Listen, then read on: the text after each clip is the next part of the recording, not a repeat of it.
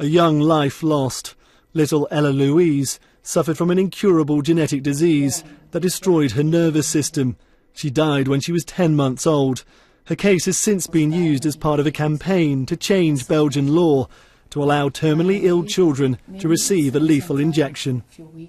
If you want your baby to live, it should be in a nice way, not the way she was. And it hurts so much to see our child suffer. Belgium already allows euthanasia for adults. Campaigners argue that terminally ill youngsters who face unbearable physical suffering should now also be allowed to end their life. A child would have to ask repeatedly, and parents, doctors and psychiatrists would have to agree. Their life will end anyway.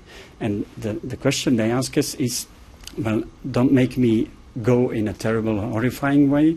Let me go now while I'm still a human being and while I still have my dignity.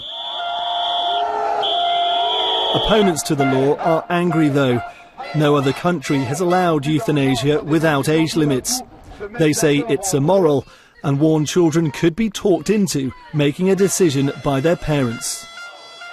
It is wrong, the very idea of a child which decides on his own death, because a 6-year-old child, for instance, has not the very concept of death.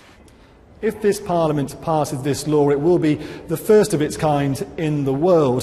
Supporters argue that very few numbers of children will be affected in practice, but it's clear there are still concerns about the safeguards, and some question whether terminally ill children can really be expected to make these kinds of life or death decisions. The focus is now on the Parliament.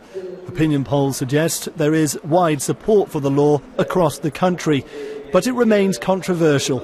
And the debate about the balance between ending and preserving a life will continue.